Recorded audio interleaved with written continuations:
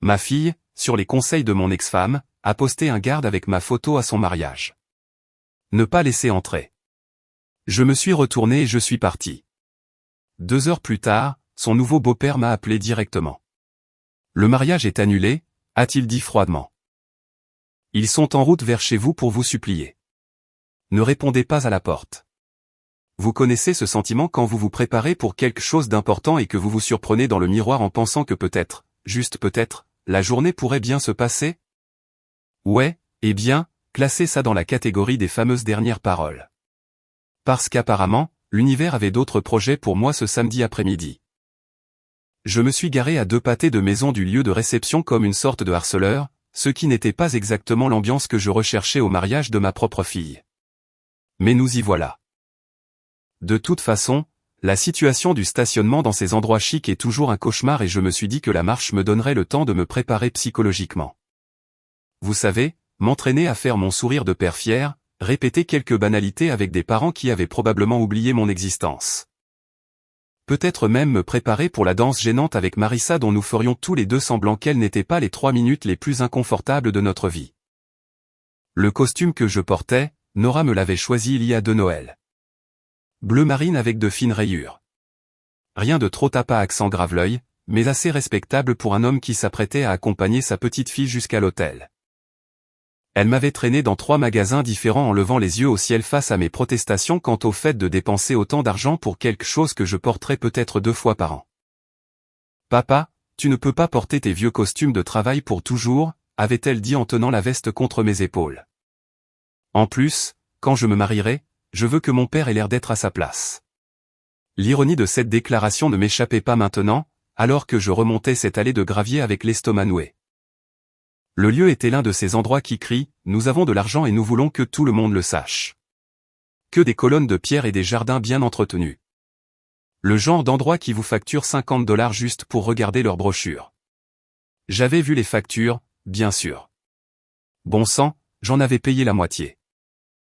Bien que je sois à peu près sûr que ce détail avait été commodément oublié quelque part entre les invitations à réserver la date et les discussions sur le plan de table. En m'approchant de l'entrée, je pouvais entendre le doux bavardage des invités déjà rassemblés à l'intérieur. Le léger tintement des coupes de champagne. Quelqu'un qui riait à ce qui était probablement une blague médiocre. Mon cœur faisait ce truc bizarre où il semblait trop grand pour ma poitrine, comme s'il essayait de s'échapper par ma gorge. C'était le moment.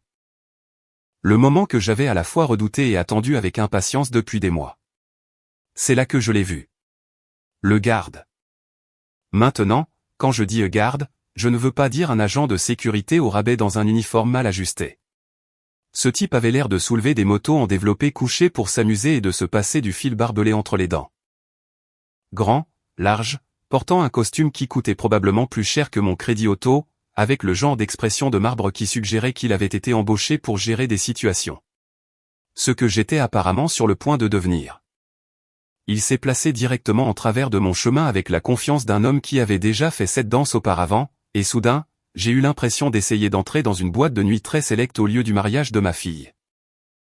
Sa main s'est dirigée vers un presse-papier car, bien sûr, il y avait un presse-papier, parce que rien ne crie jour spécial comme l'humiliation bureaucratique, et c'est là que mon monde a basculé.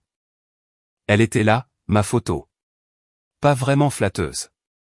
On aurait dit qu'elle avait été tirée de mon profil LinkedIn, celle où j'essaie d'avoir l'air professionnel mais où j'ai surtout l'air constipé. Mais ce n'était pas n'importe quelle photo sur n'importe quelle liste. Oh non, ça aurait été trop simple. C'était mon visage entouré à l'encre rouge comme si j'étais une sorte de criminel très recherché avec des mots qui m'ont frappé comme une gifle en plein visage. Ne pas laisser entrer. Je suis resté là 1 seconde, clignant des yeux devant le presse-papier, me disant que peut-être, si je regardais assez fixement, les mots se réorganiseraient en quelque chose qui aurait du sens. Comme peut-être qu'il serait écrit ne pas oublier de laisser entrer ou laisser entrer avec beaucoup d'enthousiasme ou littéralement n'importe quoi d'autre que ce qui était réellement écrit. Monsieur. La voix du garde était polie mais ferme. Le genre de ton qu'on utilise quand on est professionnel mais qu'on indique très clairement qu'on n'est pas sur le point de négocier. Je suis désolé, il doit y avoir une erreur, ai-je dit, et même au moment où les mots sortaient de ma bouche, je savais à quel point il semblait pathétique. Je suis le père de la mariée. Il n'a même pas cligné des yeux. Il n'a pas montré la moindre trace de surprise, de confusion ou de quoi que ce soit ressemblant à une émotion humaine. Il est juste resté là comme un rocher bien habillé et a prononcé les mots qui allaient tourner en boucle dans ma tête pendant des semaines. Je comprends, monsieur, mais j'ai des ordres stricts. Vous n'êtes pas sur la liste approuvée. Qui a donné l'ordre, ai-je demandé, bien qu'une partie de moi sût déjà que la réponse serait comme un coup de poing dans le ventre avec un poing américain. Il n'a pas bronché, n'a pas hésité, n'a pas montré ne serait-ce qu'une fissure microscopique dans sa façade professionnelle. La famille de la mariée, monsieur. La famille de la mariée. Pas la mariée. Pas il y a eu un malentendu. La famille de la mariée. Comme si j'étais un intrus indésirable et non le type qui avait passé 18 ans à changer des couches, à assister aux réunions parents-professeurs et à rester éveillé toute la nuit quand elle avait la grippe. Le type qui avait fait les 100 pas avec elle quand elle n'arrivait pas à dormir, qui l'avait aidé avec ses devoirs d'algèbre même si j'avais moi-même oublié la majeure partie de l'algèbre, qui l'avait conduite à ses cours de danse, à ses leçons de piano, aux entraînements de foot et à un millier d'autres choses qui ne m'avaient apparemment pas valu le droit de la regarder dire oui. Je suis resté là pendant 5 longues secondes, et croyez-moi, quand vous êtes publiquement humilié par un homme qui a l'air de pouvoir soulever une buique en développé couché, 5 secondes paraissent durer 5 heures. J'ai continué à attendre que quelqu'un sorte en courant, que toute cette histoire se révèle être une sorte de blague malade ou un énorme malentendu. J'imaginais Nora franchir ses portes élégantes dans sa robe de mariée, en riant, en s'excusant et en expliquant qu'il y avait eu une terrible confusion avec la liste des invités. Ou peut-être même que Marissa apparaîtrait et, malgré toute notre histoire et tout le venin qui avait coulé entre nous, qu'elle ferait ce qu'il fallait et dirait aux gardes que, bien sûr, j'avais ma place ici. Mais personne n'est venu. Les portes sont restées fermées. Le bavardage a continué à l'intérieur. La vie a continué pour tout le monde, sauf pour moi, planté là dans mon costume approuvé par ma fille, tenant ce qui restait de ma dignité comme si elle était faite de papier de soie sous une tempête de pluie. J'ai donc fait la seule chose que je pouvais faire. Je me suis retourné et j'ai redescendu cette allée de gravier. Chaque pas crissait sous mes pieds comme des promesses brisées. J'avais l'impression que mon cœur essayait de couler à travers ma poitrine pour élire domicile quelque part autour de mes chevilles. Mais j'ai gardé les épaules droites et mon rythme régulier. Parce que s'ils allaient m'effacer du jour du mariage de ma fille, j'irais en enfer avant de leur donner la satisfaction de me voir m'effondrer. Le retour à ma voiture m'a paru être les 2 pâtés de maison les plus longs de ma vie. Mais j'y suis arrivé avec ma dignité techniquement encore intacte, même si j'avais l'impression qu'elle était passée dans une déchiqueteuse et avait été recollée à la hâte. Le trajet jusqu'à la maison était flou, et pas le bon genre de flou que vous avez quand vous roulez à toute vitesse sur une autoroute déserte avec votre chanson préférée à fond et les fenêtres baissées. Non, c'était le genre de flou qui se produit quand votre cerveau décide de vous protéger de la réalité en vous donnant l'impression que vous regardez la vie de quelqu'un d'autre à travers un verre dépoli. Mes mains étaient sur le volant, mon pied sur l'accélérateur et, d'une manière ou d'une autre, je naviguais dans la circulation de banlieue. Mais j'aurais tout aussi bien pu piloter un vaisseau spatial tant je me sentais déconnecté de ce que je faisais. Je n'arrêtais pas de repasser ce moment à l'entrée comme une sorte de cinéphile masochiste qui ne peut pas s'empêcher de regarder la même scène tragique encore et encore. Le visage du garde, sans émotion comme un mannequin. Le presse-papier avec ma photo entourée de rouge comme si j'étais un terroriste ou un père indigne, ou Dieu sait quel autre genre de monstre ils avaient fait de moi. La famille de la mariée, monsieur. Ces 6 mots allaient me hanter pour le reste de ma vie naturelle. Je le savais déjà. Les feux de circulation passaient au vert, puis au rouge, puis au vert à nouveau, et je m'arrêtais et repartais consciencieusement comme un bon petit citoyen. Mais mon esprit était totalement ailleurs. Il était coincé dans le passé, fouillant 18 ans de souvenirs comme un comptable désespéré cherchant des reçus manquants. Parce qu'il devait sûrement y avoir quelque chose, une preuve que je n'étais pas le méchant dans cette histoire, n'est-ce pas? J'ai repensé à ces nuits où Nora était petite et où elle se réveillait en hurlant à cause de cauchemars sur des monstres sous son lit. Pas une seule fois, pas une de seule fois, je ne lui ai dit de grandir, de s'en occuper elle-même ou d'aller réveiller sa mère à la place.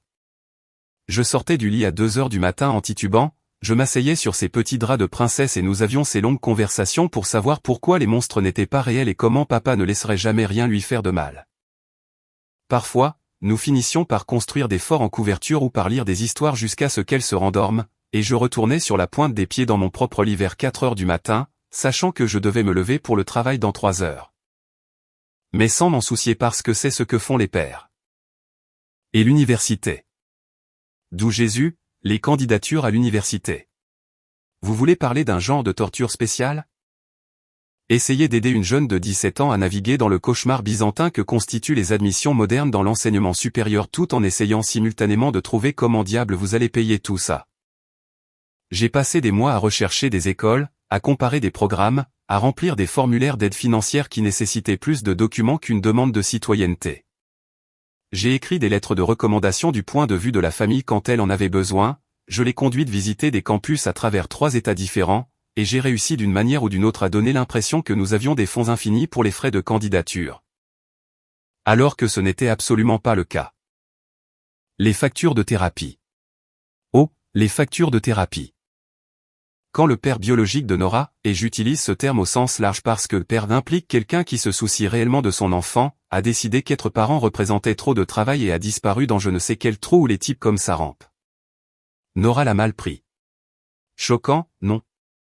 Une fille de 12 ans a des problèmes d'abandon quand son vrai père décide qu'elle n'en vaut pas la peine. Nous avons donc trouvé le docteur Martinez, qui se spécialisait dans les traumatismes de l'adolescence et facturait plus de l'heure que ce que je gagnais en une demi-journée, et soudain. Mes jeudis soirs se sont passés dans des salles d'attente à lire des magazines périmés pendant que ma fille réglait ses problèmes de figure paternelle avec quelqu'un qui n'était pas moi. L'ironie ne m'échappait pas que je payais quelqu'un d'autre pour l'aider à surmonter l'abandon d'un père pendant que j'étais assis juste là, faisant de mon mieux pour être le père dont elle avait réellement besoin. Mais, je ne lui ai jamais dit ça.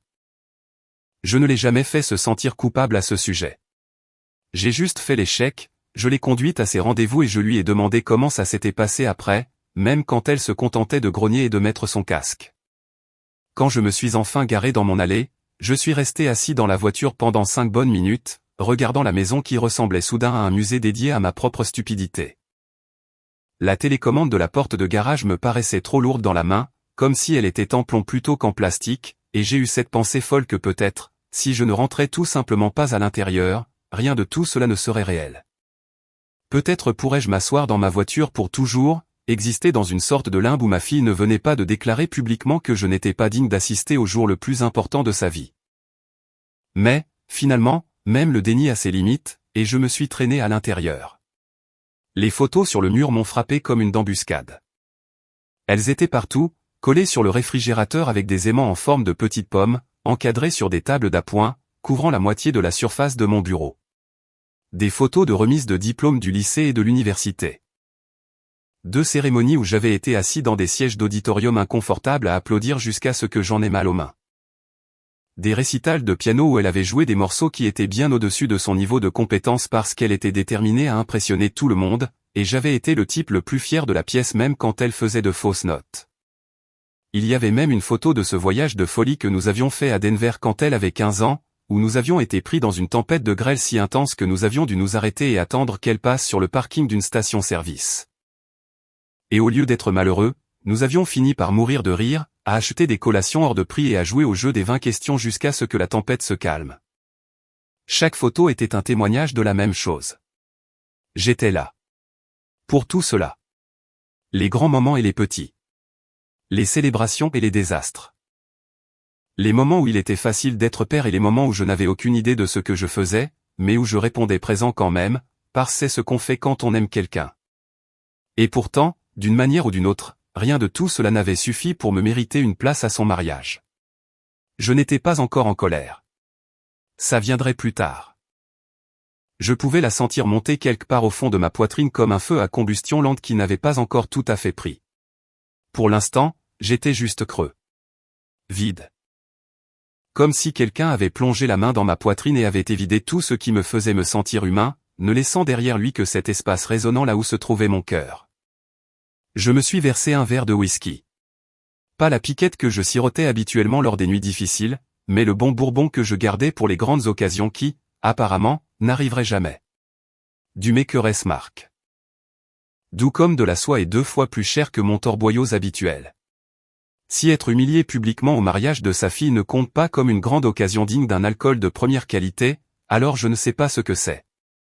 Le liquide ambré a accroché la lumière de la fin d'après-midi qui filtrait à travers la fenêtre de ma cuisine, et pendant un moment, je l'ai juste regardé comme s'il pouvait détenir certaines des réponses dont j'avais désespérément besoin. Le whisky a brûlé juste comme il fallait en descendant. Cette combinaison parfaite de chaleur et de punition qui me rappelait que j'étais toujours en vie, même si je me sentais comme un fantôme hantant ma propre maison. J'ai pris une autre gorgée, puis une autre, laissant l'alcool faire ce que l'alcool fait de mieux. Atténuer les angles vifs de la réalité et rendre tout un petit peu plus gérable. Mais, je ne buvais pas pour oublier. Bon sang, non. Je buvais parce que ce que j'allais faire exigeait du courage liquide, et j'aurais besoin de tout le courage que je pourrais trouver.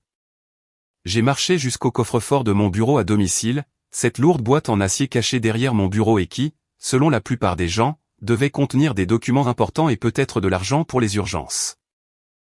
Il n'aurait pas tort, mais il manquerait le tableau dans son ensemble. Ce n'était pas juste un coffre-fort. C'était une chambre forte contenant 18 ans de responsabilité financière, de prévoyance juridique et de ce que j'avais naïvement pris pour de l'amour inconditionnel. La combinaison a roulé sur mes doigts par mémoire musculaire. 15 juillet 2006. La date d'adoption de Nora. Le jour où je suis officiellement devenu son père aux yeux de la loi. Le jour où j'ai promis d'aimer, de protéger et de subvenir aux besoins de cette petite fille qui avait déjà traversé plus de chaos dans sa courte vie que la plupart des adultes n'en connaissent en des décennies. J'avais trouvé ça poétique d'utiliser cette date. Maintenant, cela ressemblait à une blague cosmique. Au fond du coffre-fort, sous des déclarations d'impôts, des polices d'assurance et l'acte de propriété de la maison, se trouvait une chemise cartonnée qui prenait la poussière depuis 3 ans. L'étiquette était écrite de ma propre main. Fiducie irrévocable de Nora Harper. Rien que de la regarder me serrait la poitrine, car la création de cette fiducie avait été l'un des moments de plus grande fierté de ma vie. Enfin, après des années à économiser chaque dollar que je pouvais trouver, j'avais réussi à assurer l'avenir de ma fille d'une manière que personne ne pourrait lui enlever. Du moins, c'est ce que je croyais. J'ai sorti le dossier et j'ai étalé les documents sur mon bureau comme un général planifiant une campagne. L'accord de fiducie était épais, peut-être 40 pages de jargon juridique qu'il nous avait fallu, à moi et à mon avocat, David Chin, la majeure partie de 6 mois pour peaufiner. Nous avions passé en revue tous les scénarios possibles, toutes les éventualités, tous les imbéciles qui pourraient survenir d'ici à ce que Nora atteigne ses 30 ans et obtienne le contrôle total des fonds. Elle pensait que c'était son filet de sécurité pour toujours. Bon sang, je l'avais encouragée à le penser. Ne t'inquiète pas pour l'argent de tes études supérieures, ma chérie. Ne stresse pas à l'idée de créer ta propre entreprise un jour. Ne panique pas à l'idée d'acheter une maison, d'avoir des enfants ou pour n'importe lequel de ces cauchemars financiers qui empêchent la plupart des gens de dormir à 3 heures du matin. Papa assure tes arrières. J'avais été tellement fier de moi pour lui avoir offert cette sécurité, cette liberté face au genre de soucis d'argent qui m'avait tenu éveillé de nombreuses nuits au fil des ans. Ce qu'elle avait oublié, ce qu'elle n'avait probablement jamais pris la peine de lire en premier lieu, était enterré à la page 27. Section 7C, sous-section 3, paragraphe 2. Le langage était dense et juridique, mais le sens était limpide une fois que l'on avait disséqué tous les considérants que les par les présentes. Si la bénéficiaire commet un quelconque acte délibéré de préjudice, de trahison ou de cruauté intentionnelle envers le constituant avant le mariage ou l'âge de 25 ans, la première de ces éventualités prévalant, le constituant conserve le droit unilatéral de réviser, de modifier ou de restructurer complètement les conditions de distribution à sa seule discrétion. David avait insisté sur cette clause. J'y avais résisté au début parce que cela semblait paranoïaque et pessimiste, comme si je prévoyais que ma propre fille me poignarde dans le dos un jour. Faites-moi confiance, avait dit David, avec cette façon qu'ont les avocats d'être à la fois rassurants et sinistres. L'argent de la famille fait ressortir ce qu'il y a de pire chez les gens. Vous pensez que ça ne vous arrivera jamais, mais j'ai vu des filles poursuivre leur père en justice, des fils voler leur mère et des frères et sœurs s'entre-déchirer pour des héritages. Couvrez vos arrières maintenant ou regrettez-le plus tard. Je l'avais signé parce que David était intelligent et expérimenté, et que je lui payais une fortune pour protéger mes intérêts. Mais je n'aurais jamais imaginé m'en servir réellement. L'idée que Nora me ferait un jour délibérément du mal semblait aussi impossible que de voir le soleil se lever à l'ouest ou des chats apprendre à parler français. Avoir ma photo placardée à l'entrée de son mariage comme si j'étais une sorte de dangereux harceleur ou un père indigne. Ouais, ça relevait du préjudice. Ça relevait de la trahison. C'était de la cruauté intentionnelle servie sur un plateau d'argent, avec un accompagnement d'humiliation publique. La fiducie valait un peu plus de 400 000 $ maintenant, grâce à quelques bons choix d'investissement et au miracle des intérêts composés. Pas assez pour prendre sa retraite, mais assez pour donner à une jeune femme une sérieuse longueur d'avance dans la vie. Assez pour un acompte sur une maison, un capital de départ pour une entreprise ou des études supérieures dans n'importe quelle université UP qui lui plairait. Cela représentait des années d'heures supplémentaires, de vacances annulées et de voitures conduites jusqu'à ce qu'elle ne puisse littéralement plus rouler, afin que je puisse canaliser chaque dollar supplémentaire vers son avenir. Et maintenant ? Maintenant, cela représentait un moyen de pression. Je n'étais pas encore prêt à appuyer sur la détente.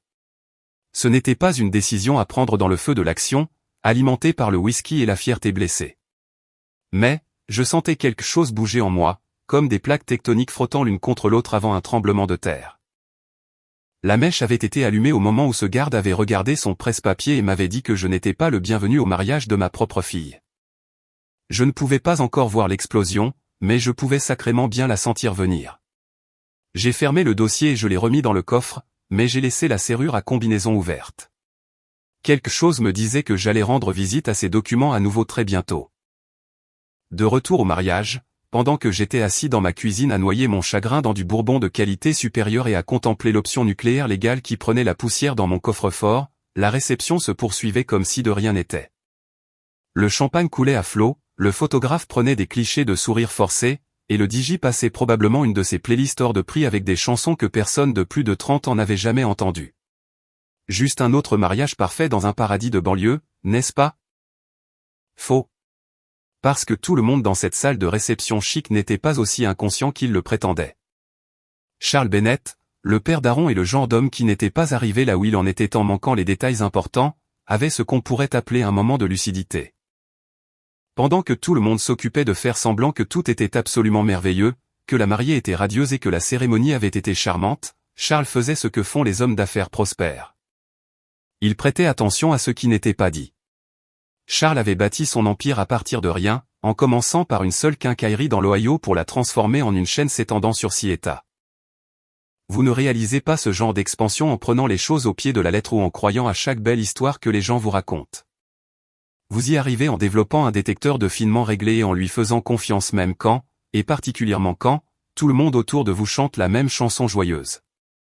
Et en ce moment, son détecteur de se déclenchait comme une alarme de voiture sous une tempête de grêle. La première chose qui avait attiré son attention, c'était la chaise vide au premier rang. Pas n'importe quelle chaise vide, remarquez, mais celle juste à côté de Marissa, celle qui aurait dû être occupée par le père de la mariée pendant la cérémonie. Charles avait assisté à assez de mariages pour connaître la marche à suivre. La mère de la mariée d'un côté, le père de la mariée de l'autre, rayonnant tous les deux de fierté alors que leur petite fille promettait d'aimer et de chérir un type dont ils n'étaient probablement pas tout à fait sûrs qu'il était assez bien pour elle. Mais cette chaise était restée vide pendant toute la cérémonie. Pas vide du style il est en retard ou il est sorti prendre un appel. Vide, un point c'est tout. Vide de façon flagrante, maladroite, du genre à être l'éléphant au milieu de la pièce. Charles avait interrogé sa femme Linda à ce sujet pendant le cocktail, en gardant une voix désinvolte et une expression neutre parce que des années de négociations commerciales lui avaient appris l'importance de ne pas abattre ses cartes trop tôt. Où est le père de Nora? Je ne l'ai pas vu l'accompagner jusqu'à l'hôtel. Linda avait haussé les épaules et répété l'explication de que Marissa avait répandu. Oh, il n'a pas pu venir. Urgence au travail ou quelque chose comme ça. Tu sais comment c'est. Mais même Linda avait eu l'air mal à l'aise en disant cela, comme si elle lisait les répliques d'un scénario auquel elle ne croyait pas tout à fait. C'est à ce moment-là que Charles a commencé à faire vraiment attention. Il a remarqué les agents de sécurité privés postés à divers endroits de la salle. Pas les habituels agents au rabais qu'on voit dans la plupart des réceptions de mariage, mais de vrais professionnels qui avaient l'air de pouvoir gérer de vrais problèmes. Ce n'était pas standard pour un mariage en banlieue, surtout pour un mariage où le plus grand drame anticipé était généralement que tante Martha boive trop de vin et commence à se disputer à propos de politique avec les garçons d'honneur. Il a remarqué la façon dont le visage de Marissa se crispait chaque fois que quelqu'un posait des questions sur le père de Nora, comment elle changeait rapidement de sujet ou trouvait une raison urgente d'aller vérifier le service de traiteur, les fleurs. Ou toute autre crise matrimoniale nécessitant son attention immédiate. Il a remarqué comment elle n'arrêtait pas de jeter des coups d'œil vers l'entrée comme si elle s'attendait à ce que des ennuis franchissent la porte d'une minute à l'autre. Fait plus révélateur encore, il a remarqué à quel point Nora elle-même semblait distraite et sur les nerfs, comme quelqu'un qui essaie très fort de profiter de sa propre fête mais qui n'arrive pas à se débarrasser du sentiment que quelque chose cloche fondamentalement.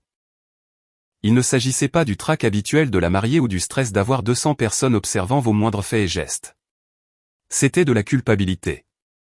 Charles avait vu cette expression plein de fois dans des salles de conseil, quand quelqu'un essayait de lui vendre une affaire qu'il savait véreuse. Au moment où l'on servait la salade, Charles en avait eu assez. Il a discrètement fait signe à son assistante Hélène, une femme perspicace d'une quarantaine d'années qui gérait ses affaires commerciales les plus délicates depuis plus d'une décennie. Hélène était le genre de personne qui pouvait découvrir la couleur des sous-vêtements que vous portiez pour votre 10e anniversaire si vous lui donniez 20 minutes et un ordinateur portable. « J'ai besoin que tu fasses une vérification d'antécédents, lui a-t-il dit en la prenant à part près du vestiaire où leur conversation ne serait pas entendue.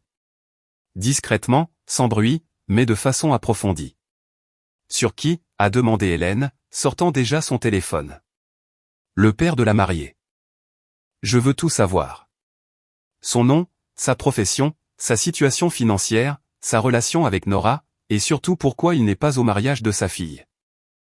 Hélène a hoché la tête et a disparu, probablement pour trouver un coin tranquille où elle pourrait opérer sa magie d'investigation sans attirer l'attention. Charles avait appris il y a longtemps que les meilleurs renseignements provenaient de personnes qui savaient comment recueillir des informations sans qu'il soit évident que c'est ce qu'elle faisait. Moins de 2 heures plus tard, alors que les invités en étaient encore à manger le poulet hors de prix et les légumes caoutchouteux qui faisaient office de repas de mariage. Hélène est revenue avec un rapport préliminaire qui a fait se crisper la mâchoire de Charles d'une façon que ses rivaux en affaires auraient reconnu comme un très mauvais signe pour quelqu'un. Elle lui a tendu un dossier contenant des impressions et des photos, gardant la voix basse tout en livrant les points essentiels. Il s'appelle Michael Harper, entrepreneur en électricité, possède sa propre entreprise. Il a adopté Nora quand elle avait 7 ans après avoir épousé Marissa. Crédit impeccable, pas de casier judiciaire, actif dans la communauté. Et écoutez ça, chaque dépense majeure de la vie de Nora depuis 18 ans remonte à lui. Les frais de scolarité, les frais médicaux, sa voiture, le bail de son appartement, et même la compte pour cette salle de réception. Charles a feuilleté les documents, son expression s'assombrissant à chaque page. Relevés bancaires, chèques encaissés, demande de prêt. Tout était là. Une trace écrite qui dressait le portrait limpide d'un homme qui avait passé près de 2 décennies à faire passer les besoins de sa fille avant les siens. Il y a plus, a poursuivi Hélène. J'ai trouvé les documents originaux, les dossiers de thérapie datant de l'époque où le père biologique de Nora l'a abandonné, et des documents financiers montrant que Michael a contracté une 2e hypothèque sur sa maison pour payer ses études universitaires. Charles a fermé le dossier et a regardé la réception d'un autre œil. Il a vu les fleurs hors de prix que Michael avait aidé à payer, le gâteau élaboré qui coûtait probablement plus cher que le loyer mensuel de la plupart des gens, la robe de créateur que portait Nora, tout en feignant l'inexistence de l'homme qui avait rendu tout cela possible. Pour la première fois depuis des années, Charles Bennett était sincèrement en colère. Pas la colère des affaires, où on sourit, on serre des mains et ensuite on détruit discrètement les moyens de subsistance de son adversaire. En colère sur le plan personnel. Le genre de colère qui lui donnait envie de se lever au beau milieu de la réception et de demander à tout le monde ce qu'il pensait exactement être en train de fêter. Charles Bennett ne croyait pas qu'il faille tourner autour du pot. Quand vous avez passé 30 ans à transformer une seule quincaillerie en un empire de plusieurs millions de dollars, vous apprenez que contourner les sujets qui fâchent est un luxe que vous ne pouvez pas vous permettre. La confrontation directe, livrée avec une précision chirurgicale, était sa spécialité. Et là, il avait une cible très précise en tête. Il a trouvé Marissa près de l'open bar, s'agrippant à une coupe de champagne comme si c'était une bouée de sauvetage, et riant un peu trop fort à ce que disait la coordinatrice du mariage. Elle faisait des heures supplémentaires pour projeter l'image de la parfaite mère de la mariée, radieuse, sereine, absolument ravie de la façon dont tout se passait. Mais Charles pouvait voir les fissures de stress dans son jeu d'actrice. La façon dont son sourire n'atteignait jamais tout à fait ses yeux. Le léger tremblement de sa main lorsqu'elle portait son verre à ses lèvres. La coordinatrice du mariage s'est excusée lorsque Charles s'est approché, sentant probablement le changement de pression atmosphérique qui précédait l'une de ses conversations les plus incisives. Femme intelligente. Ça n'allait pas être joli. Marissa, a-t-il dit, sa voix portant ce ton particulier d'autorité polie qui avait fait avoir des sueurs froides à d'innombrables rivaux commerciaux au fil des ans. Charmante cérémonie. Bien que je doive dire que j'ai été surpris par une chose. Elle s'est tournée vers lui, et il la regardait arranger automatiquement ses traits en ce qu'elle croyait probablement être un sourire charmeur. « Oh, qu'est-ce que c'est, Charles ? J'espère que tout a été parfait pour Aaron. C'est un garçon tellement merveilleux, et nous sommes tellement ravis de l'accueillir dans notre famille. » Technique de déviation classique. Répondre à une question directe par des banalités insignifiantes et espérer que l'autre personne soit distraite. Cela aurait pu marcher sur quelqu'un d'autre, mais Charles avait affaire à des évasives depuis avant même qu'elle n'apprenne à marcher dans ses talons chers. « Où est votre mari ?» a-t-il demandé sans embâche, l'observant comme un faucon étudiant un mulot. « Je ne l'ai pas vu accompagner Nora jusqu'à l'hôtel.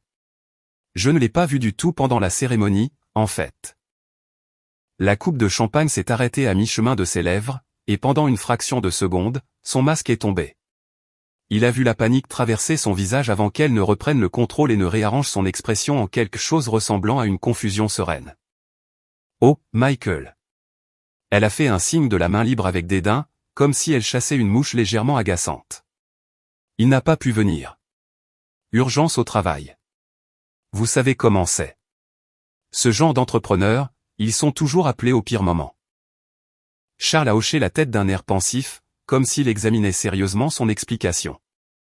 C'est intéressant, parce que d'après mes informations, Michael possède sa propre entreprise d'électricité. Depuis plus de 15 ans, ce qui signifie qu'il est le patron, pas l'employé. C'est drôle que le patron soit appelé pour une urgence professionnelle lors du mariage de sa fille. Vous ne trouvez pas? Le visage de Marissa s'est vidé de ses couleurs si vite que Charles a craint brièvement qu'elle ne s'évanouisse sur place, à côté de la sculpture de glace. Sa prise s'est resserrée sur la coupe de champagne, et il la voyait chercher mentalement une meilleure histoire. « Eh bien, vous savez, a-t-elle balbutié, parfois les clients ont des urgences, et quand on a sa propre entreprise, il faut être disponible. Et Michael est très dévoué à son travail, peut-être même trop parfois. Et arrêtez-vous, Marissa. » Les mots ont atterri comme une gifle. Autour d'eux, la réception continuait, les invités discutaient, le groupe jouait une inoffensive musique de fond, les serveurs circulaient avec des amuse-bouches hors de prix. Mais leur petit coin de la pièce ressemblait soudain à un tribunal où l'accusé venait d'être surprise en train de mentir. Elle a ouvert la bouche pour protester, mais Charles a levé une main dans un geste qui avait fait taire des salles de conseil remplies de cadres. « Je sais exactement qui est Michael Harper, a-t-il poursuivi, la voix aussi ferme et froide que la glace de janvier. Je sais qu'il a adopté votre fille quand elle avait 7 ans. Je sais qu'il paie ses factures, finance ses études et couvre ses dépenses depuis 18 ans. Je sais qu'il a contracté une deuxième hypothèque sur sa maison pour payer son université. Bon sang, je sais que c'est lui qui a versé la compte pour cette salle de réception où nous nous trouvons en ce moment. » Le sang-froid de Marissa craquait comme un barrage avec trop de pression derrière. « Vous ne comprenez pas, a-t-elle dit, la voix s'élevant légèrement. Michael est. Il est compliqué. Il est distant parfois et sensible, et il ne gère pas toujours bien les situations sociales, et nous avons pensé qu'il serait peut-être préférable si... Si quoi? Si vous l'effaciez de la vie de sa fille le jour le plus important qu'elle ait jamais eu? La voix de Charles restait posée, mais il y avait de l'acier sous la surface calme. Si vous demandiez à des agents de sécurité de l'empêcher d'entrer au mariage de sa propre fille comme s'il était une sorte de menace. La coupe de champagne a glissé des doigts de Marissa et s'est brisée sur le sol en marbre, projetant un liquide doré et des éclats de cristal sur le carrelage coûteux. Plusieurs invités à proximité se sont tournés pour regarder, se demandant probablement si quelqu'un avait trop bu ou s'il y avait eu un accident d'une quelconque sorte. « Comment avez-vous » a commencé Marissa, avant de s'arrêter, réalisant qu'elle venait de confirmer ce que Charles soupçonnait. « Parce que je fais attention, a-t-il dit doucement, et parce que je n'aime pas qu'on me mente, et parce que quand quelque chose ne colle pas, je me fais un devoir de découvrir pourquoi. » Charles s'est approché, baissant la voix pour que leur conversation ne parvienne pas aux curieux qui faisaient semblant de ne pas écouter aux portes tout en étant visiblement suspendus à leurs lèvres. « Laissez-moi vous dire quelque chose, Marissa. Et je veux que vous écoutiez très attentivement parce que c'est probablement le conseil le plus important qu'on vous donnera jamais. Vous n'effacez pas l'homme qui a posé les fondations en vous attendant à ce que la maison tienne debout. Ce n'est pas seulement cruel, c'est stupide. » Les mots l'ont frappé comme des coups physiques. Elle a essayé de se reprendre, de faire appel à une quelconque indignation vertueuse, à un instinct protecteur maternel ou à n'importe quelle autre émotion susceptible de lui servir d'armure contre ses accusations. Vous ne savez pas comment était notre mariage, a-t-elle dit, mais sa voix manquait de conviction. Vous ne savez pas ce que Nora a traversé, ni ce que moi j'ai traversé, ni pourquoi nous avons pris les décisions que nous avons prises. Vous avez raison, a convenu Charles. Je ne sais pas comment était votre mariage, mais je sais à quoi ressemblent les chiffres. Je sais à quoi ressemble 18 ans de relevé financier.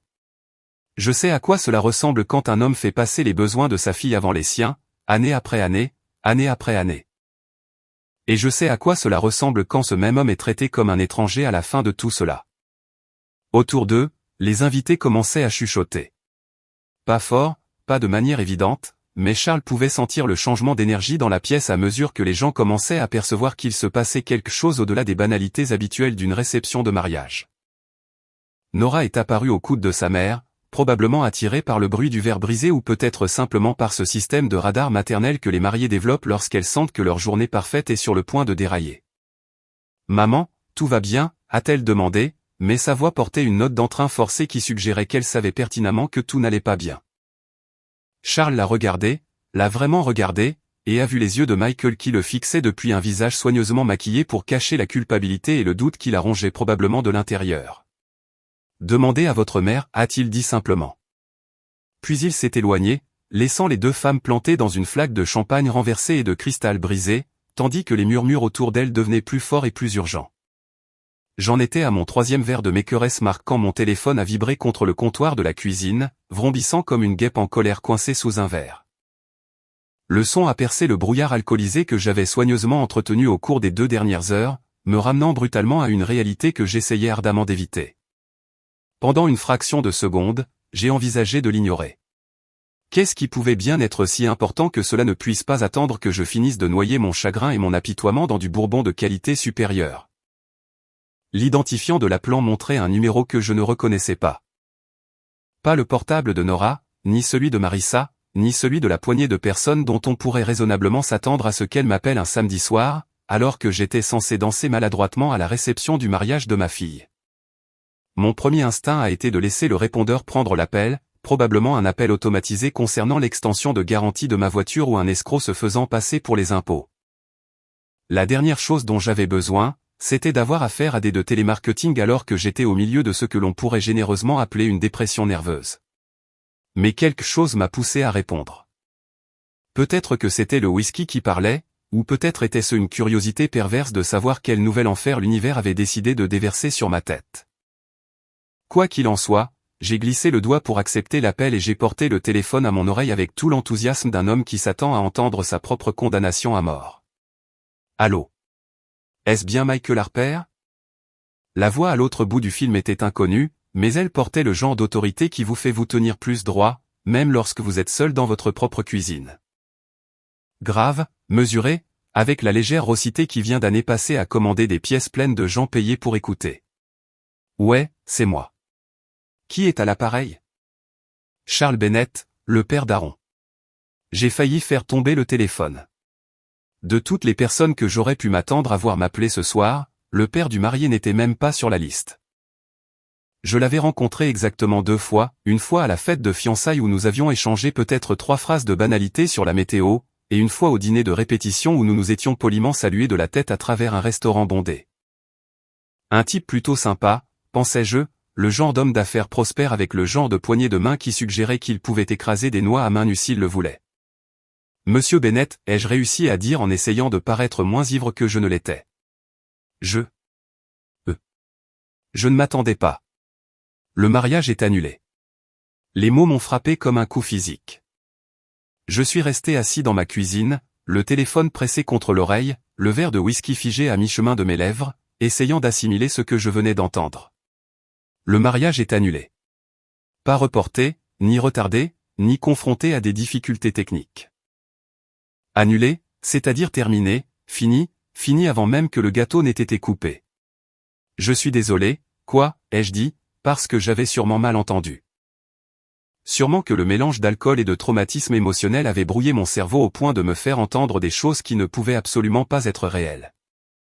Vous avez bien entendu, a dit Charles, et sa voix portait ce genre d'acier froid que je l'imaginais utiliser lorsqu'il licenciait des cadres ou fermait des divisions peu performantes. Le mariage est annulé, fini, terminé. J'ai posé mon verre de whisky avec des mains qui s'étaient soudain mises à trembler. Je ne comprends pas. Que s'est-il passé? Est-ce que Nora va bien? Est-ce qu'Aaron? Votre fille et mon fils vont bien physiquement parlant, a interrompu Charles. Mais non, monsieur Harper, je ne dirais pas que qui que ce soit d'impliqué dans ces va réellement bien. Les jurons m'ont pris au dépourvu. Charles Bennett m'avait donné l'impression d'être le genre d'homme qui exprimait son mécontentement par des sourcils levés et des silences appuyés, pas par des mots de 4 lettres. S'il lâchait des insultes, c'est que quelque chose de grave s'était produit à la réception. Qu'est-ce qui s'est passé, bordel, ai-je demandé, abandonnant toute prétention de sobriété ou de sang-froid. Il y a 2 heures, il disait oui et maintenant. Il y a 2 heures, j'ai découvert que mon fils venait de se marier dans une famille de menteurs, a dit Charles, et je pouvais entendre ce qui ressemblait à du dégoût dans sa voix. Il y a 2 heures, j'ai découvert que le père de la mariée, ce serait vous, monsieur Harper, avait été banni du mariage de sa propre fille comme une sorte de criminel. Il y a 2 heures. J'ai appris que toutes les dépenses importantes de la vie de cette fille ont été payées par un homme qui n'a même pas été autorisé à la regarder se marier. La cuisine a commencé à tourner légèrement, et je ne savais pas si c'était le bourbon ou le choc d'entendre quelqu'un d'autre, un parfait inconnu qui plus est, reconnaître la folie de ce qui m'était arrivé aujourd'hui. Vous êtes au courant de ça, ai-je demandé faiblement. Je sais tout, a dit Charles. Les papiers d'adoption, les frais de scolarité, la 2e hypothèque que vous avez contractée pour payer ses études, les factures de thérapie quand son père biologique l'a abandonné. Je sais pour la voiture que vous lui avez achetée, l'appartement que vous l'aidez toujours à payer et la compte à 5 chiffres que vous avez versé pour la salle de réception d'aujourd'hui. Je sais tout, monsieur Harper, parce que, contrairement à certaines personnes, je crois qu'il faut faire ses devoirs avant de laisser sa famille s'impliquer avec la vôtre. J'ai gardé le silence pendant un long moment, essayant d'absorber le fait que cet homme qui me connaissait à peine, qui n'avait aucune raison de se soucier de ma situation, avait apparemment mené une enquête complète sur ma vie le temps d'une seule réception de mariage. Pourquoi, ai-je fini par demander. Pourquoi avez-vous fait ça? Parce que quelque chose ne collait pas, a dit Charles simplement. Parce que lorsque les chiffres ne correspondent pas à l'histoire, les gens intelligents commencent à poser des questions. Et parce que je n'ai pas bâti mon entreprise en ignorant les drapeaux rouges quand ils s'agitent juste devant mon nez. Une autre pause, puis il a repris, sa voix prenant un tranchant qui m'a fait me réjouir de ne pas être la cible de sa colère. Mais surtout, monsieur Harper, parce que j'ai 2 yeux dans la tête et une boussole morale qui fonctionne, et que je n'aime pas voir des hommes de bien traités comme des ordures par des gens qui devraient être plus avisés. Je ne savais pas quoi répondre à cela. Une partie de moi voulait le remercier. Une partie de moi voulait demander ce qui s'était exactement passé à la réception après mon départ, et une partie de moi voulait juste raccrocher et faire comme si toute cette journée n'était qu'un cauchemar dont je finirais par me réveiller. Ils sont en route pour chez vous, a dit Charles, sa voix coupant ma paralysie mentale comme un couteau dans du beurre. En ce moment? Tous? Nora, Marissa, probablement Aaron aussi, bien que Dieu sache que ce garçon n'a pas la colonne vertébrale pour dire non à quoi que ce soit à sa nouvelle femme. Mon sang s'est glacé. De quoi parlez-vous? Ils viennent pour vous supplier, a dit Charles d'un ton plat. Pour ramper, pour s'excuser, pour essayer de vous convaincre que tout cela n'était qu'un terrible malentendu qui peut être réparé avec assez de larmes et de belles paroles. L'idée de les affronter en ce moment, avec l'haleine chargée de whisky et 18 ans de ressentiment refoulé bouillonnant juste sous la surface, semblait être la recette d'un désastre. Monsieur Bennett, ai-je commencé, mais il m'a coupé la parole. Ne répondez pas à la porte, a-t-il dit, et il n'y avait pas de place pour la discussion dans sa voix. Ne les laissez pas entrer. N'écoutez pas leurs explications, ni leurs excuses, ni leurs promesses que les choses seront différentes. Ce ne sont pas des excuses, monsieur Harper. C'est du sauvetage. Ils essaient de sauver la face, pas de réparer leur tort. La ligne est devenue silencieuse, à l'exception du son de ma propre respiration, saccadée et rapide, comme si je venais de courir un marathon. Puis Charles a repris la parole, et ces mots m'ont frappé comme un coup de poing dans le ventre. Ils ont fait leur choix aujourd'hui. Maintenant, c'est à vous de faire le vôtre. La ligne a été coupée, me laissant seul dans ma cuisine avec la tonalité bourdonnant dans mon oreille, et le poids de ces mots se posant sur mes épaules comme une couverture de plomb.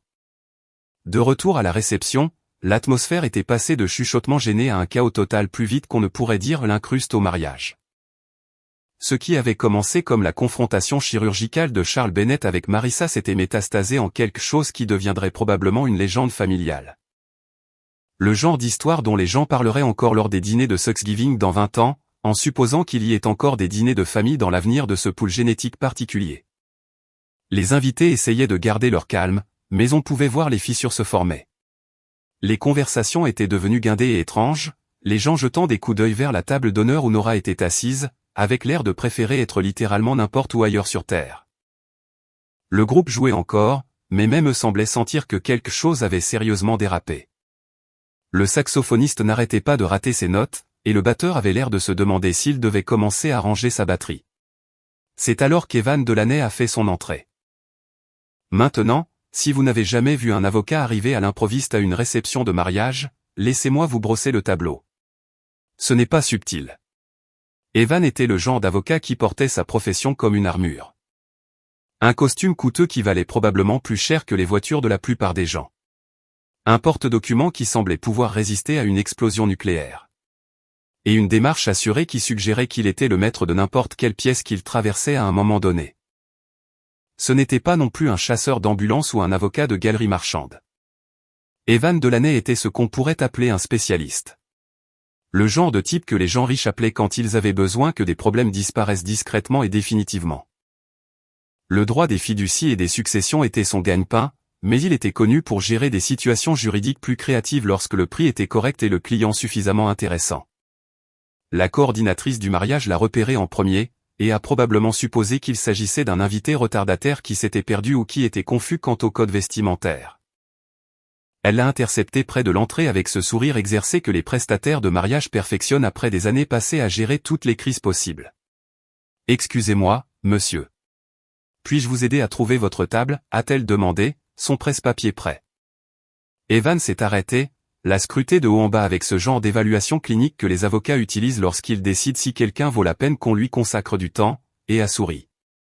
Ce n'était pas un sourire particulièrement chaleureux. « Je ne suis pas ici pour dîner, » a-t-il dit, sa voix portant ce genre d'autorité qui faisait que les gens s'écartaient sans trop savoir pourquoi. « Je suis ici pour affaires. Des affaires juridiques. » Le sourire de la coordinatrice du mariage a vacillé. Dans son expérience, les avocats qui se présentaient à des réceptions de mariage signifiaient généralement l'une de ces deux choses, quelqu'un allait se faire arrêter, ou quelqu'un allait être poursuivi en justice. Aucune de ces deux options n'était particulièrement bonne pour l'atmosphère festive qu'elle était payée pour maintenir. « Je suis désolé, mais c'est un événement privé » a-t-elle commencé, mais Evan passait déjà devant elle comme si elle était un meuble qu'il devait contourner. Il s'est dirigé tout droit vers la table d'honneur, où Marissa essayait encore de se remettre de son démantèlement public aux mains de Charles Bennett. Elle s'agrippait à une nouvelle coupe de champagne et tentait de projeter un air de contrôle calme, mais quiconque ayant des yeux fonctionnels pouvait voir qu'elle tenait à peine le coup. Nora était assise à côté d'elle, toujours dans sa robe de mariée, mais ressemblant de plus en plus à quelqu'un qui commençait à réaliser que sa journée parfaite s'était transformée en un désastre total. Aaron était là lui aussi, l'air confus et dépassé, comme un gars qui avait signé pour un beau mariage et qui s'était retrouvé d'une manière ou d'une autre au milieu d'une guerre civile familiale. Evan s'est approché de leur table avec la démarche déterminée qui faisait cesser les conversations et tourner les têtes. Les invités des tables voisines ont senti que quelque chose d'important était sur le point de se produire, et on pouvait sentir la respiration collective se suspendre alors qu'une salle de réception entière se préparait à assister à ce nouveau drame qui allait se dérouler. Marissa Harper, la voix d'Evan a traversé l'espace soudainement silencieux comme un coup de feu. Marissa a levé les yeux, et pendant un moment, son visage a traversé une intéressante progression d'émotions. La confusion, la reconnaissance, puis la terreur pure et absolue. Elle savait qui était Evan Delaney. Plus important encore, elle savait ce que cela signifiait qu'il se tienne à la réception du mariage de sa fille avec un porte-document et une expression qui suggérait que quelqu'un allait passer une très mauvaise journée. « Je suis Evan Delaney, représentant les intérêts de Michael Harper » a-t-il annoncé, la voix parfaitement posée pour porter jusqu'au moindre recoin de la pièce. « J'ai quelques documents qui nécessitent votre attention immédiate. » Il a ouvert sa mallette avec ce genre de précision théâtrale qui laissait deviner qu'il l'avait déjà fait auparavant, et a extrait une enveloppe Kraft qui avait l'air assez officielle pour inciter plusieurs invités à vérifier instinctivement leur propre situation juridique. « Qu'est-ce que c'est » a demandé Marissa, mais sa voix n'était guère plus qu'un murmure. Ceci, a dit Evan en brandissant l'enveloppe comme s'il s'agissait d'une preuve dans un procès pour meurtre, est une notification officielle indiquant que le fonds en fiducie de Nora Harper a été gelé dans l'attente d'un examen juridique complet. Les mots ont frappé la réception comme une bombe. Les conversations ne se sont pas contentées de s'arrêter, elles sont mortes au milieu d'une phrase, laissant derrière elles ce genre de silence absolu qui ne se produit généralement que dans les morgues ou les bibliothèques. Même le groupe a arrêté de jouer, décidant apparemment que ce qui se passait à la table d'honneur était plus important que la liste de lecture qu'ils avaient été payés pour interpréter. Nora est devenue aussi blanche que sa robe de mariée. Gelée ? Comment ça, gelée ? Evan s'est tourné vers elle avec ce genre de courtoisie professionnelle qui réussissait d'une manière ou d'une autre à être à la fois polie et terrifiante.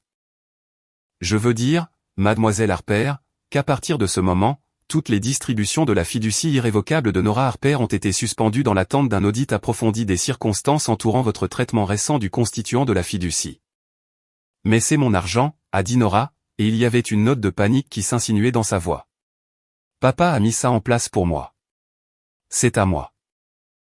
En fait, a dit Evan avec un sourire assez tranchant pour couper du verre, ça ne l'est pas. La fiducie appartient à Michael Harper jusqu'à ce que les conditions de distribution soient remplies.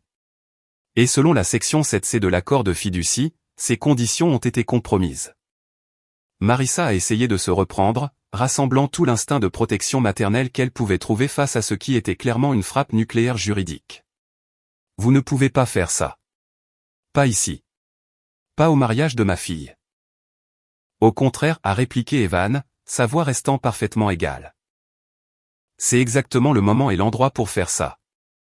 Chaque paiement de prestataire, chaque acompte, chaque dépense liée à cette réception qui a été financée par des distributions de la fiducie sera soumis à un audit immédiat et à une potentielle restitution. Les implications de ces mots ont parcouru la pièce comme des ondes de choc. Les invités qui profitaient de l'open bar et des hors-d'œuvre hors de prix ont soudainement réalisé qu'ils étaient peut-être en train d'assister à l'équivalent financier d'un accident de train en temps réel. De plus, a poursuivi Evan, ayant apparemment décidé que, puisqu'il était déjà en train de ruiner un mariage autant le faire à fond. Toute personne physique ou morale qui a sciemment participé à l'exclusion délibérée de Michael Harper des événements d'aujourd'hui pourrait se retrouver citée comme co-défendeur dans toute action en justice ultérieure. Il a posé l'enveloppe sur la table devant Marissa avec le genre de gravité cérémoniale généralement réservé à la signification de mandat ou à l'annonce de condamnation à mort. Vous avez été assigné, a-t-il dit simplement. Puis il a fermé son porte-documents, a tourné les talons et est sorti de la salle de réception. Laissant derrière lui une pièce pleine de gens qui venaient de réaliser qu'ils avaient eu droit à bien plus de divertissement que ce pourquoi ils avaient signé en répondant présent à ce mariage particulier. À la tombée de la nuit, j'étais assis dans mon salon avec une tasse de café noir qui avait refroidi depuis une heure, à fixer le mur comme s'il allait soudainement révéler les secrets de l'univers. Ou du moins expliquer comment ma vie s'était transformée en un mauvais feuilleton télévisé l'espace d'un seul après-midi. Le whisky avait disparu, non pas parce que j'avais fini la bouteille, mais parce que, quelque part entre l'appel téléphonique de Charles Bennett et la réalisation que j'allais avoir de la visite, j'avais décidé que le courage liquide était la dernière chose dont j'avais besoin à ce moment-là. Ce dont j'avais besoin, c'était de clarté. Ce dont j'avais besoin, c'était de la capacité de penser droit et de prendre des décisions que je ne regretterais pas une fois dégrisées. Ce dont j'avais besoin, c'était d'être complètement sobre lorsque l'inévitable confrontation arriverait à ma porte, car quelque chose me disait que cette conversation allait rester dans les annales. J'avais passé les 2 dernières heures à me préparer à leur arrivée, comme un général se préparant à une guerre de siège. Toutes les lumières de la maison étaient allumées, parce que je voulais qu'ils sachent que j'étais chez moi. Je voulais qu'ils me voient choisir de ne pas ouvrir la porte, et non pas être dans l'incapacité de le faire. La télévision était éteinte, la radio silencieuse, et j'avais même mis mon téléphone en mode avion pour qu'il n'y ait aucune distraction lorsque le moment de vérité arriverait. La première voiture s'est garée dans mon allée à exactement 21h47.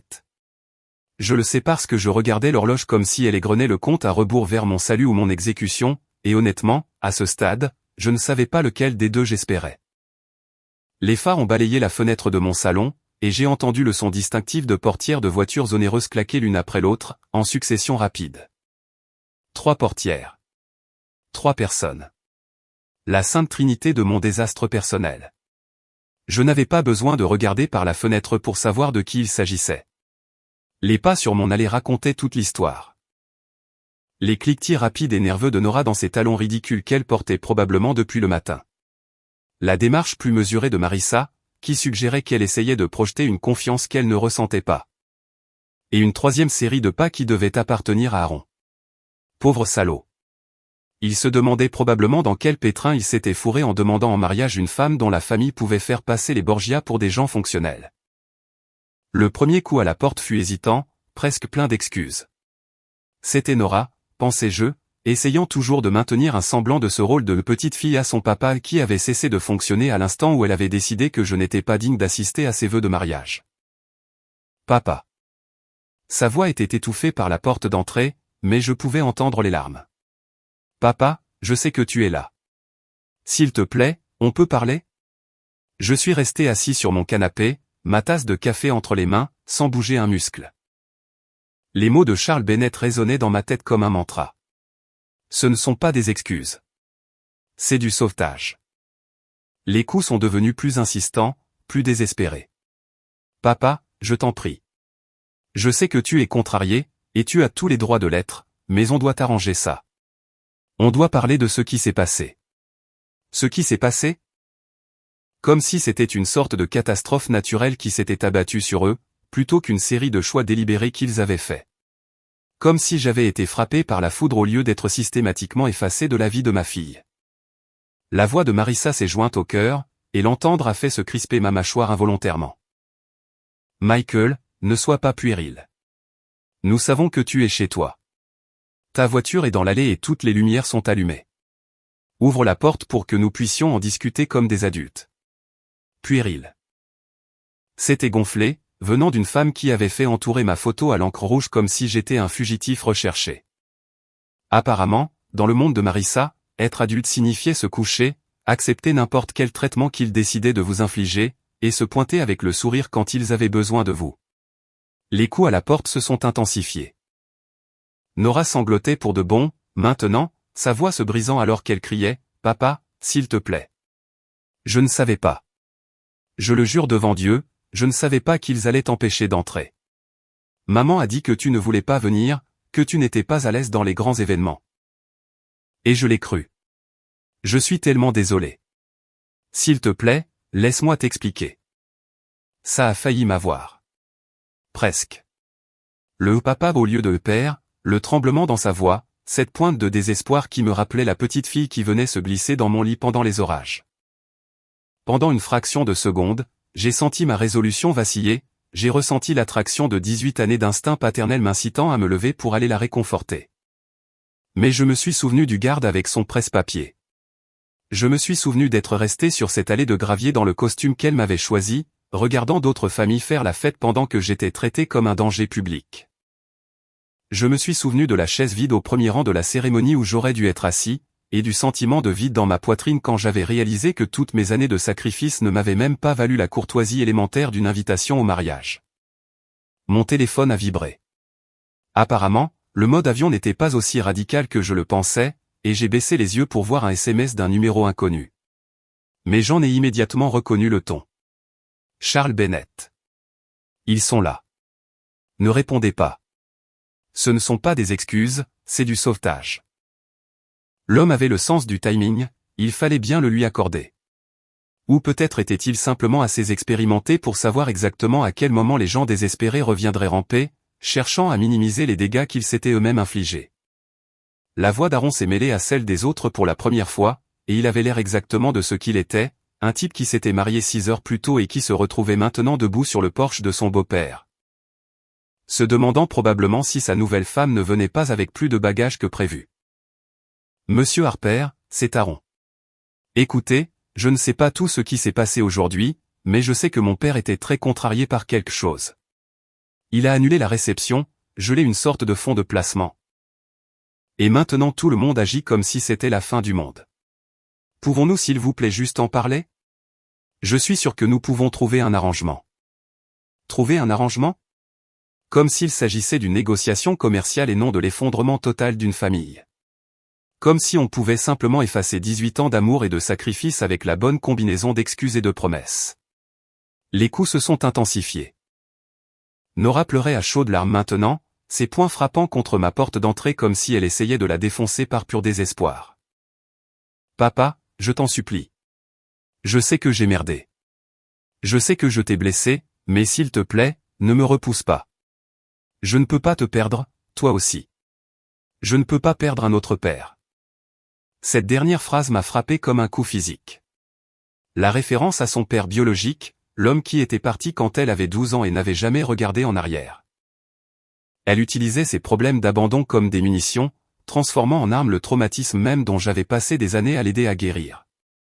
Et c'est là que j'ai su avec certitude que Charles Bennett avait raison. Il ne s'agissait pas de faire amende honorable, de guérir les blessures ou de restaurer notre relation. Il s'agissait de limiter les dégâts. Ils n'étaient pas là parce qu'ils venaient de réaliser soudainement à quel point je comptais pour eux. Ils étaient là parce que le gel du fond en fiducie avait des conséquences dans le monde réel qui allaient bien au-delà des sentiments blessés. J'ai posé ma tasse de café, j'ai marché jusqu'à la fenêtre et j'ai regardé la scène sur mon porche. Nora dans sa robe de mariée ruinée, du mascara coulant sur ses joues, ayant l'air de sortir d'un roman gothique.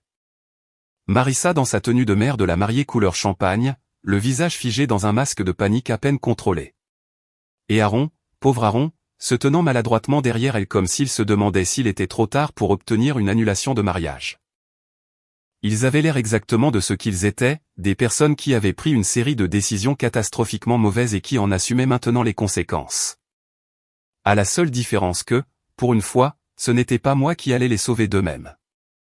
Mon téléphone a vibré à nouveau. Un autre SMS de Charles. N'oubliez pas, ils ont fait leur choix aujourd'hui.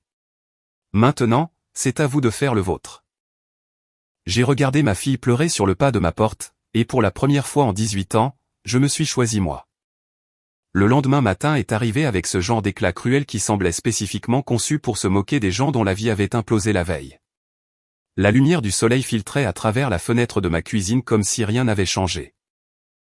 Comme si ce n'était qu'un dimanche matin ordinaire au lieu du lendemain de ce qui resterait probablement dans l'histoire comme le plus spectaculaire effondrement familial de banlieue. J'avais à peine dormi. À chaque fois que je commençais à m'assoupir, j'entendais des coups fantômes frapper à ma porte, des voix fantômes appeler mon nom à travers les murs. Ils avaient fini par abandonner vers minuit. J'avais regardé depuis la fenêtre de ma chambre leur voiture reculer de mon allée, les feux arrière disparaissant dans l'obscurité comme les derniers vestiges de la relation que nous avions eue autrefois. Mais même après leur départ, le sommeil m'avait fui. J'avais passé la majeure partie de la nuit assis à la table de la cuisine, buvant du café trop fort, et fixant l'enveloppe que j'avais préparée des heures plus tôt. Ce n'était pas grand-chose, juste une petite enveloppe blanche avec les Nora écrits sur le devant de ma propre écriture. Pas d'adresse de retour, pas de timbre, rien de fantaisiste ou de dramatique. Mais ce qu'elle contenait m'avait demandé 3 essais pour l'écrire correctement, et même là, je n'étais pas sûr que cela résumait tout ce que j'avais besoin de dire. À 6 heures du matin, j'avais complètement renoncé à dormir.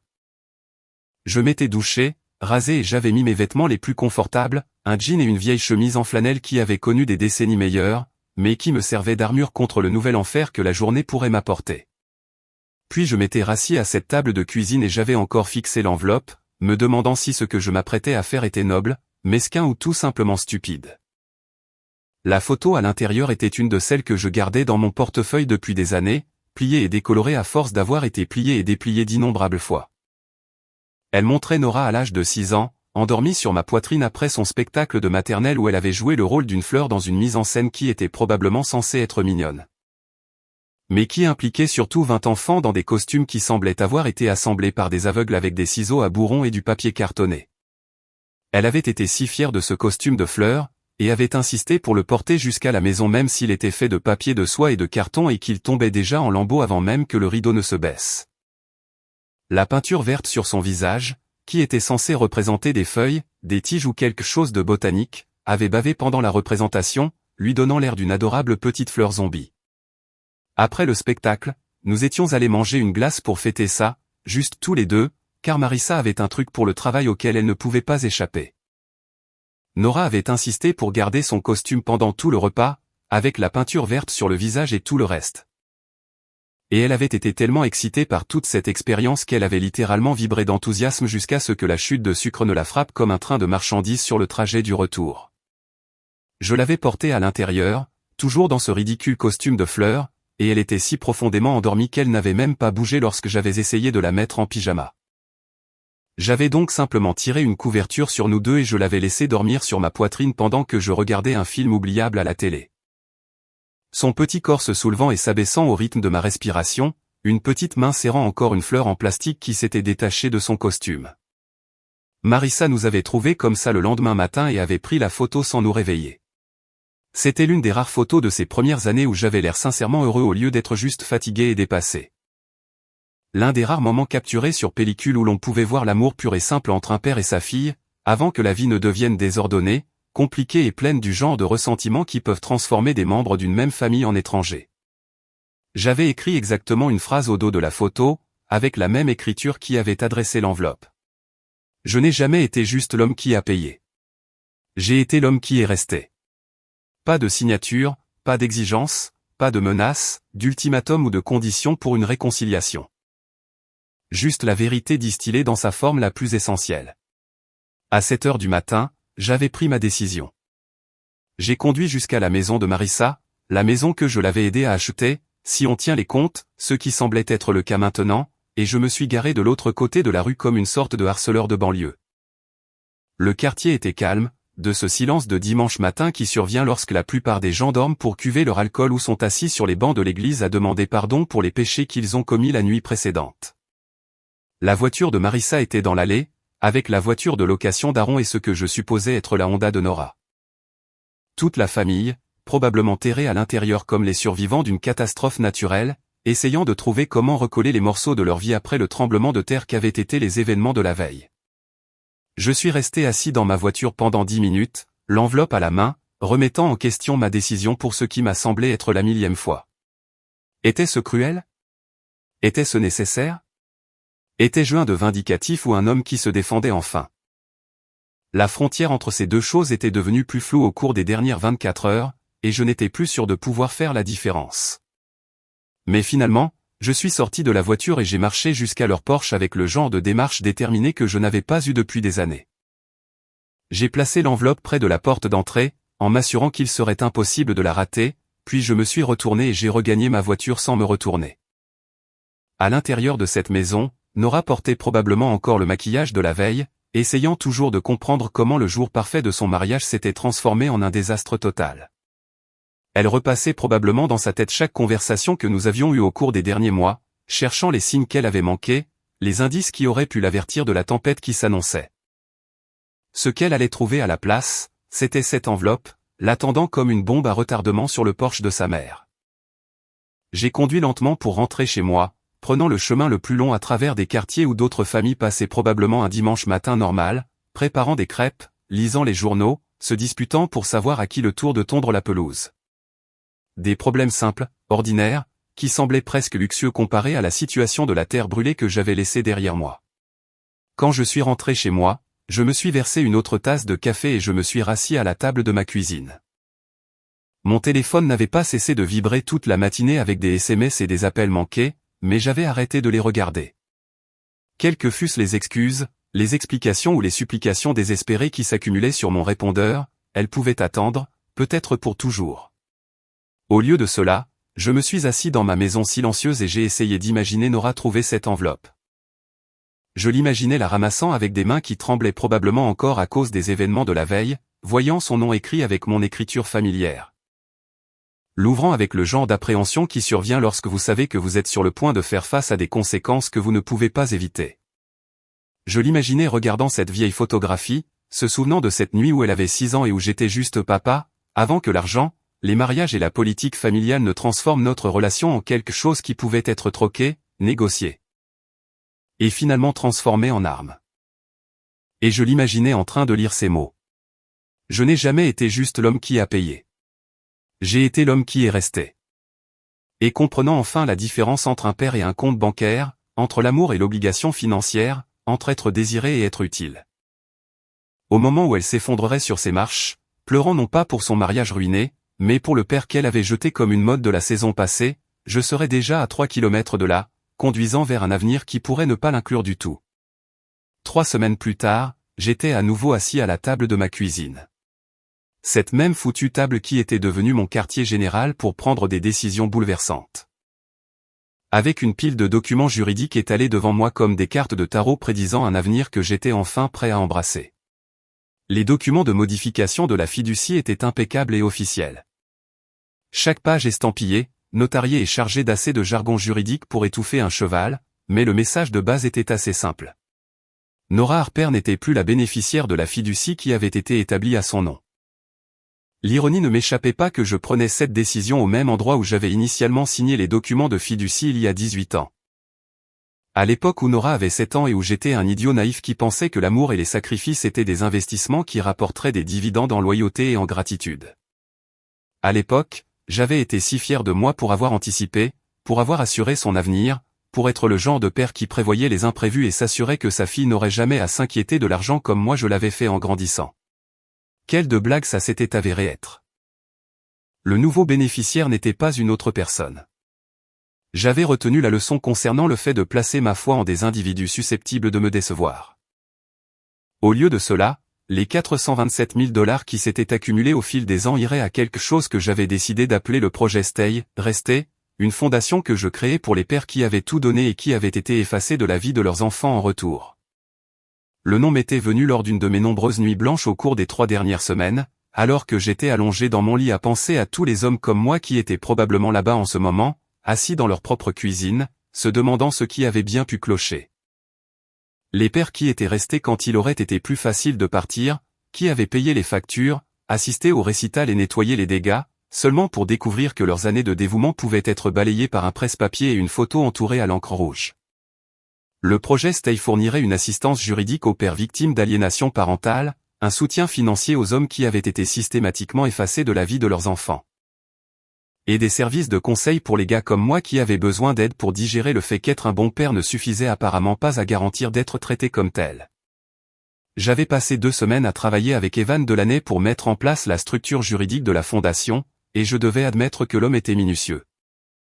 Les documents créant le projet Stay étaient plus épais que les papiers de mon prêt hypothécaire et 2 fois plus compliqués, mais ils étaient blindés. Une fois que j'aurais signé ces papiers, il n'y aurait plus de retour en arrière, aucune possibilité de changer d'avis dans un moment de faiblesse ou de sentimentalité. Nora avait essayé de m'appeler exactement 17 fois au cours des 3 dernières semaines. Oui, j'avais compté, parce qu'apparemment, j'étais maintenant le genre de rancunier qui gardait la trace de ce genre de choses. Je n'avais écouté exactement aucun de ces messages vocaux. Marissa avait aussi appelé, bien que moins fréquemment, probablement parce qu'elle avait compris que ramper n'allait pas marcher et qu'elle passait déjà à ce à quoi ressemblait le plan B dans son monde. Ce qui était drôle, c'est que je n'étais plus amer. Cela me surprenait plus que tout ce qui s'était passé depuis le début de ce spectacle. Je m'étais attendu à être consumé par la rage, à passer mes journées à élaborer des scénarios de vengeance complexes ou à fantasmer sur toutes les façons dont je pourrais leur faire payer ce qu'ils m'avaient fait. Au lieu de cela, je ressentais quelque chose que je n'avais pas éprouvé depuis des années, la paix. Pas le bonheur, exactement.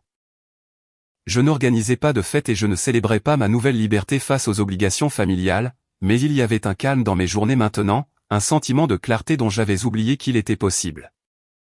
Je me réveillais le matin sans me demander immédiatement quelle crise j'allais devoir résoudre, quelle facture j'allais devoir payer ou quel drame familial j'allais devoir gérer.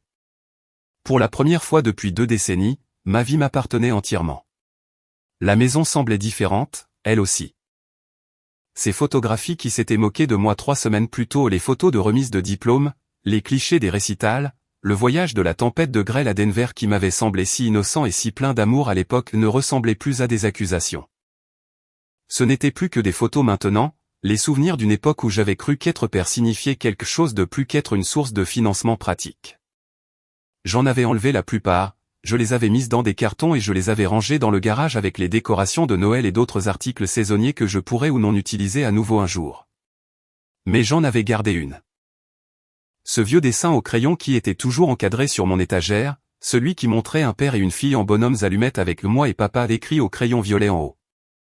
Ce dessin resterait, non pas parce que je m'accrochais à un faux espoir ou que j'entretenais des illusions sur une réconciliation, mais parce qu'il représentait quelque chose de pur qui avait existé avant que tout ne devienne compliqué. C'était un rappel de qui j'avais été avant d'apprendre que l'amour pouvait être conditionnel, que les sacrifices pouvaient être oubliés, et que rester n'était pas toujours suffisant. J'ai pris le stylo, un beau stylo à billes fourni par Evan, car apparemment même renoncer à son héritage parental nécessitait les bons accessoires, et j'ai regardé la ligne de signature une dernière fois. Une fois ce document signé, Nora n'aurait plus accès à l'argent que j'avais passé 18 ans à accumuler pour son avenir. Une fois ceci signé, j'aurais officiellement fini d'être son père d'une quelconque manière qui comptait pour elle. Ce qui était étrange, c'est que je n'avais pas l'impression d'abandonner. J'avais l'impression de reconnaître enfin la réalité. J'ai signé mon nom d'une main ferme, chaque lettre formée avec soin et de manière délibérée. Michael Harper, constituant. Michael Harper, l'homme qui était resté jusqu'à ce que rester devienne impossible. Quand j'ai eu fini de signer, j'ai rassemblé tous les documents et je les ai remis dans le coffre-fort, juste à côté de ce dessin au crayon. La juxtaposition semblait appropriée, d'une certaine manière. L'innocence des rêves d'enfant côtoyant la froide réalité des conséquences adultes. J'ai marché jusqu'à la fenêtre de la cuisine et j'ai regardé mon jardin, où l'herbe avait besoin d'être coupée, où les parterres de fleurs avaient besoin d'être désherbés, et où la vie devait continuer, que je sois un père ou non. Quelque part à l'autre bout de la ville, Nora essayait probablement encore de trouver un moyen de réparer ce qu'elle avait brisé, croyant toujours que la bonne combinaison de larmes et d'excuses pourrait défaire les dégâts qu'elle avait causés. Elle se trompait sur ce point. Certaines choses, une fois brisées, ne peuvent pas être réparées. Certaines relations, une fois empoisonnées, ne peuvent pas être sauvées. Certaines trahisons sont si profondes que le pardon devient impossible, non pas parce que l'on n'est pas disposé à l'accorder, mais parce que la personne qui le demande ne comprend fondamentalement pas ce dont elle demande d'être pardonnée. J'ai préparé une autre cafetière parce que c'est ce qu'on fait quand le monde change. On fait du café et on continue. Et je me suis rassis à la table de ma cuisine. Dehors, le monde poursuivait sa marche en avant implacable, indifférent au fait que je venais d'achever officiellement un chapitre de ma vie pour en commencer un autre. Pour la première fois en 3 semaines, j'ai souri. Pas parce que j'étais heureux, exactement, mais parce que j'étais libre. Libre de toute attente, libre de toute obligation, libre du travail épuisant d'aimer quelqu'un qui a décidé que je ne valais pas l'effort de la simple décence humaine. Le projet Stay aiderait d'autres hommes comme moi. Des hommes qui avaient tout donné et n'avaient rien reçu en retour. Et peut-être, juste peut-être, que ce serait suffisant. Peut-être qu'être rappelé comme l'homme qui est resté, même quand rester est devenu impossible, était un meilleur héritage que d'être oublié comme l'homme qui a payé.